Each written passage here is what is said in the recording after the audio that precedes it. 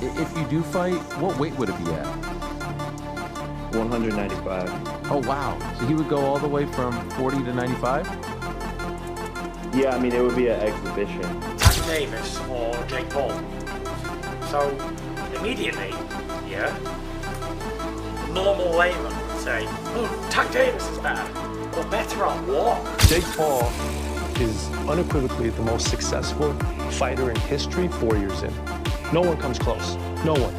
The highly anticipated matchup between Jake Paul and Gervonta Tank Davis has reportedly been confirmed as an exhibition bout. Jake announced that nearly all the details are finalized and that the fight will take place after Davis's rematch with Lamont Roach. The announcement has generated major excitement among fans eager to see these two stars collide. Promotional materials are already in production, and both camps appear committed to making the event a reality once Davis fulfills his current obligations. If you do fight, what weight would it be at? 195. Oh, wow. So he would go all the way from 40 to 95? Yeah, I mean, it would be an exhibition. Okay. And so what does that mean? Is that 3-minute rounds? Yeah, 10 3-minute rounds. And when you say exhibition, like, what are the restrictions on that? No restrictions, just the fact that like we couldn't actually get it professionally sanctioned. Okay. Is that still of interest to you? Like, if he wins the rematch and you beat Julio, is that of great interest to you later this year? For sure. Like I said, big events, and you know, when we had announcement videos filmed for Canelo and for Gervonta, like both filmed and fully edited, and my team went into the streets to ask people what they thought of me versus Gervonta. Every single person was like, Gervonta would kill Jake, he's gonna die, all of this stuff. And so just proving people wrong and changing the narrative and showing people that I'm a better boxer than all these so-called pound for pound is just fun for me. Jake Paul's recent victory over Julio Cesar Chavez Jr. marked a turning point in his boxing journey. With this win, Jake has officially earned a spot among the top 15 cruiserweights, a remarkable achievement for someone once dismissed as a social media personality dabbling in the sport. His entry into the rankings now places pressure on current champions to acknowledge him and potentially face him in the ring. Jake's rapid transformation from exhibition fighter to ranked contender showcases just how far he's come in a short time.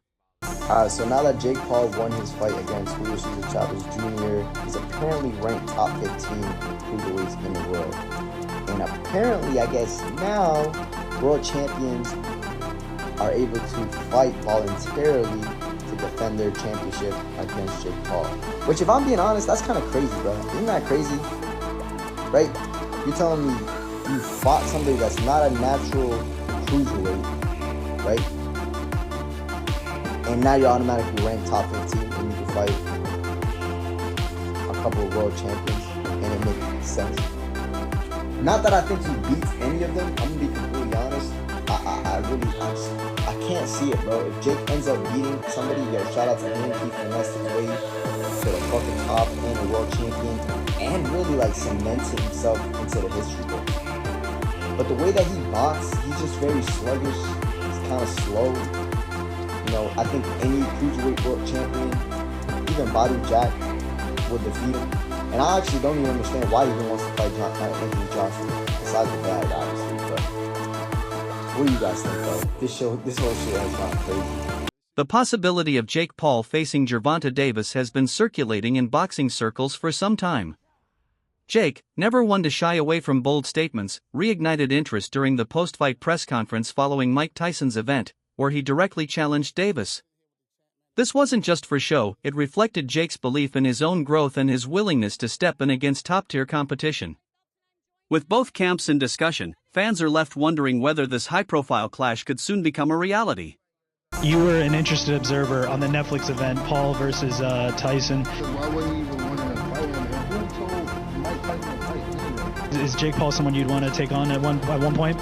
Yeah, tell him, this is my call out. Jake Paul, what up? What up, Jake Paul? Yeah, I mean, I'll be down. Let's run it. Like, I'll be super down. I don't know. Gervonta needs Jake Paul. Let's be clear, right? Is there a height limit in boxing? Tyson Fury, known for his candid insights, shared his thoughts on a potential Paul versus Davis bout. While many assume Davis has the clear upper hand, Fury challenged that narrative by asking what specifically makes Tank superior. He also praised Jake for his promotional brilliance, pointing out that few fighters can generate the kind of buzz, pay-per-view numbers, and global attention Jake consistently brings. Fury's comments highlight an important truth in modern boxing: success isn't just about skill, it's also about marketability. Fantastic event. Anyone who don't think it's fantastic event is jealous. Who's better, at Tank Davis or Jake Paul? So, immediately, yeah, a normal layman would say, oh, Tank Davis is better. But better at what? Is he better at selling tickets? Is he better at selling stadiums out? Is he better at creating controversy? Is he better at getting followed on Instagram? Is he better at putting more eyeballs on the boxing? Is he better than him at that? The answer would be no. But is he better at him in a fight? It has to be really, you have to break it down. You know what I mean? Jake Paul's impact on boxing extends beyond his performances in the ring. He's redefined how fights are promoted in the digital age. Through savvy use of social media, collaborations with major brands, and partnerships with platforms like Netflix, Jake has changed the way boxing reaches new audiences. His efforts have opened doors for other fighters and spotlighted talent that might have been overlooked. Even veteran professionals acknowledge his ability to turn every event into a high-stakes spectacle. Jake Paul is unequivocally the most successful fighter in history 4 years in. No one comes close. No one. You couldn't list one that comes close, including Brock Lesnar if you include his WWE career. 4 years in terms of what he's done in terms of box office, pay-per-view, impact, helping other boxers, because he had platform, he had awareness, and he's got the focus and discipline to drive with it. Comparisons between Jake Paul's potential bout with Gervonta Davis and Logan Paul's exhibition against Floyd Mayweather are inevitable, but there are key differences. Unlike Logan, Jake has demonstrated consistent improvement, both in skill and discipline. His size advantage over Davis, coupled with refined technique, growing power, and composure under pressure, adds intrigue to the matchup. This wouldn't just be another flashy exhibition, it has the potential to be a competitive and meaningful event in the sport. So Tank Davis versus Jake Paul exhibition match is going to take place after the Lamont Roach fight, until Tank drew with Roach, leading to a rematch. Now I'm going to say the unpopular opinion here, but the size difference would have been way too much. I mean, even if Tank brought Jake down to 190 or 200 pounds, he would have still been way too big. I mean, no matter how good a lightweight is, they would have almost no chance against a cruiserweight or heavyweight ranked top 200 in his division. And I'm sure people are going to bring up Floyd Mayweather versus Logan Paul, but Logan is just not a good boxer relative to Jake. You know, Jake's been training for a couple years, he's had over 10 pro fights, and Mayweather was also junior middleweight in this fight, not in lightweight like Tank. But that being said, I'm glad Tank and Jake isn't happening. You know, it would have been a fun spectacle, but I'm not the biggest fan of the exhibition stuff. And instead now Tank and Roach will be rematching in June. You know, the first fight did a little over 260,000 pay-per-view buys, which isn't bad in this market. Roach absolutely deserves a second fight, so I do think the rematch will do far more numbers. And as for Jake, I want to see him fight big-name boxers around his weight class. You know, the Tommy Fury rematch, for example, he's undefeated. The first fight did a little over 800,000 pay-per-view buys. He's around the same age range, so that's the fight I want to see, not the exhibitions. Let me know what you guys think. Debate continues over whether Gervonta Tank Davis will agree to fight Jake Paul. Supporters argue that as a prizefighter, Tank should pursue high-reward matchups, and a bout with Jake would undoubtedly bring massive financial gain.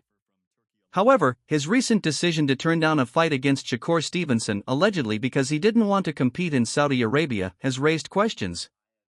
Some fans interpret this as Davis being selective about both opponents and locations, suggesting that a fight with Jake may only happen if the conditions align perfectly with Tank's preferences. I've been told y'all Gervonta Tank Davis isn't a prize fighter. I know a lot of you guys say, well, he doesn't fight for belts, he doesn't fight for legacy, he fights for money. He's a prize fighter, Jerry. And I'm going to assume a prize fighter is a guy who is solely making fights based off of cash reward. He'd rather fight a bum for $50 million than fight a guy who's experienced for $10 million. That is what a prize fighter would be. Actual definition, a professional boxer who competes in matches for money prizes. So let's take a look at it. Turki Al-Sheikh has declared He wants to make Tank versus Shakur. He says, my plan for Shakur is this fight. He's referring to Floyd Schofield, then William Zepeda, and then let's see if Tank wants to be in our show. Tank's not going to fight Shakur. He's not going to fight him in Saudi Arabia. But now that we've established Tank isn't a prize fighter, because if he was, his career resume would look a whole lot different, then we must ask, what is Tank's goal in boxing? I'll tell you right now, it's easy one. Tank is the type of guy, he'd rather fight, let's say, 4 Lamont Roaches for $20 million than fight 1 Shakur Stevenson for $80 million, which is fine. But I'm tired of people saying, oh, he's a prize fighter. That's why he's not taking these fights.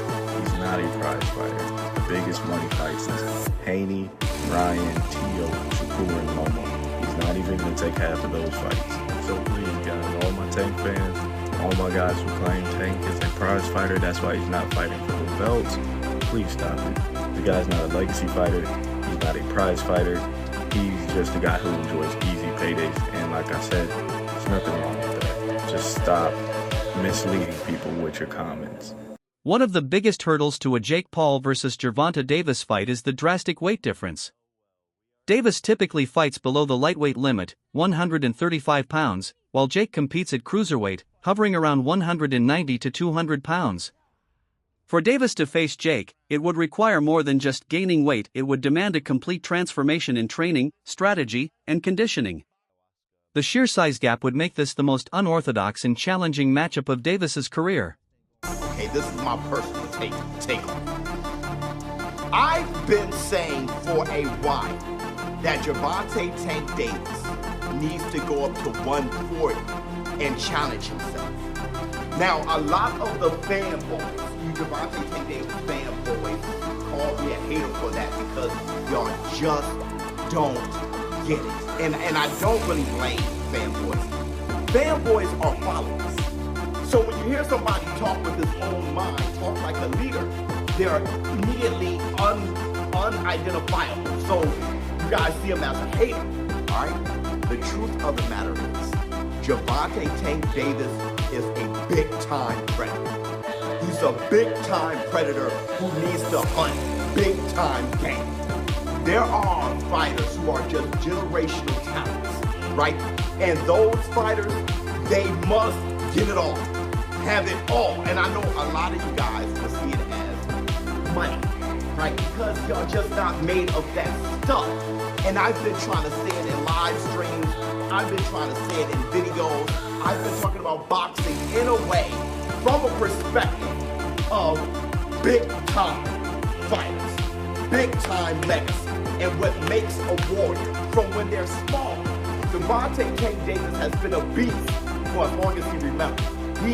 From a little kid, he's been a beast. Despite his popularity and knockout power, Gervonta Davis currently does not rank in the top 10 pound-for-pound list among lightweights, surprising many fans who see him as a standout talent.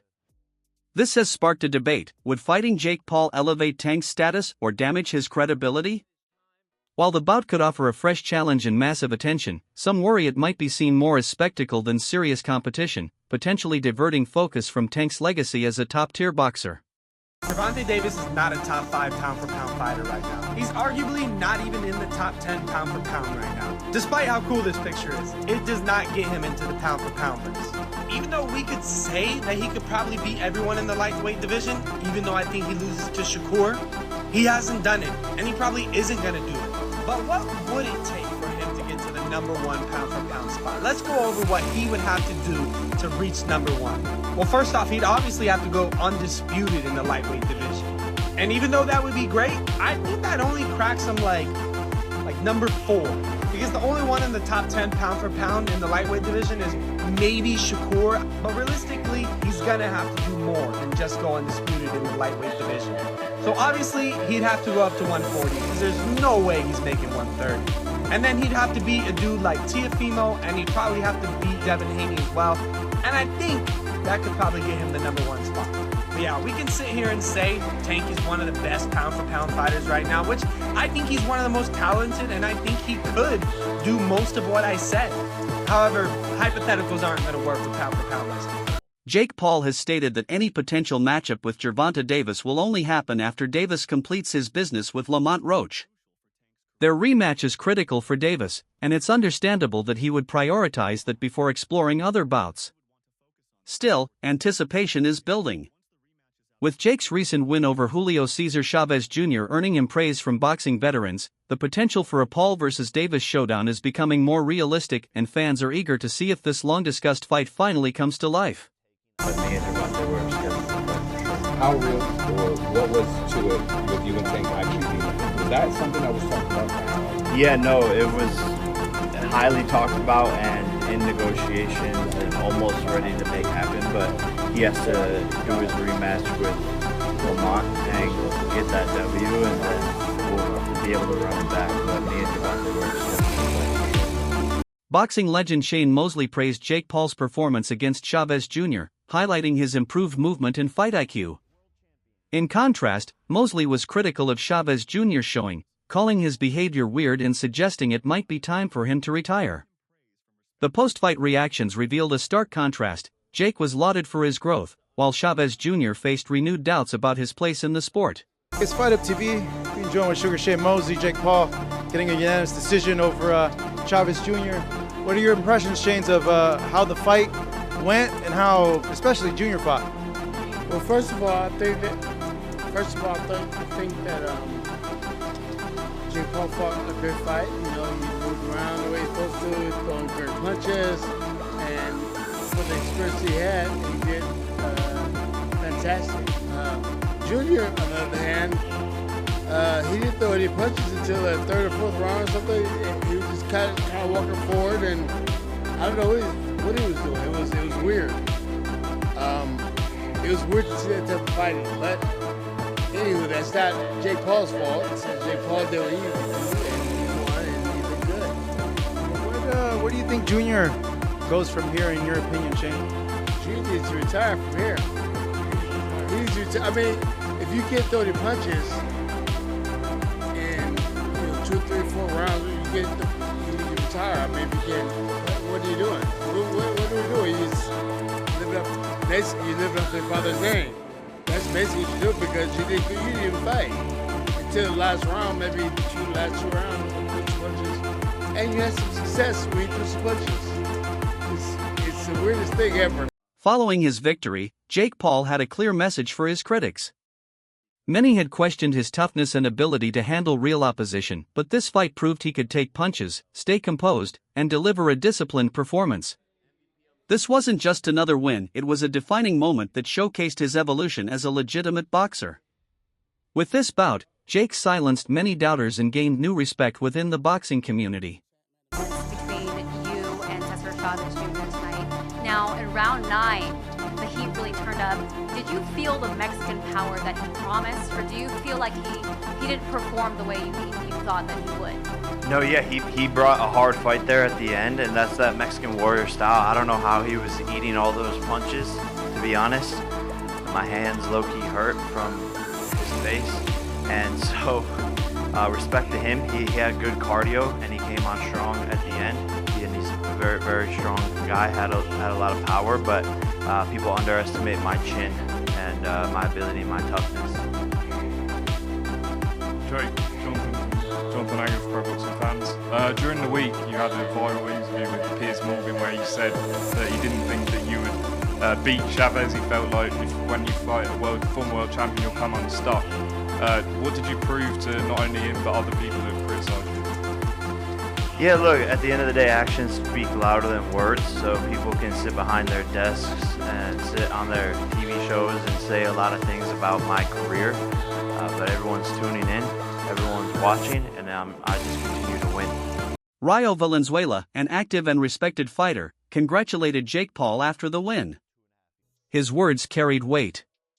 He stated that Jake now belongs among the top 15 to 20 fighters in his division, a major endorsement from someone inside the sport. Such recognition suggests that Jake is no longer seen as a celebrity sideshow but as a serious contender earning his place through dedication and legitimate results. To the fight. Oh, great fight. Julio's back after all he's been through, so, I tip my hat off to him. It's not easy, especially through, when life throws at you sometimes, but, it was a good fight. What'd you make of how Jake Paul looked and fought? He's doing his thing. Jake Paul's looking good. Shout out to him. Yeah. You think he's ready to like fight like maybe a top 15, top 20? Sure. Yeah. So I guess where does Junior go from here in your opinion?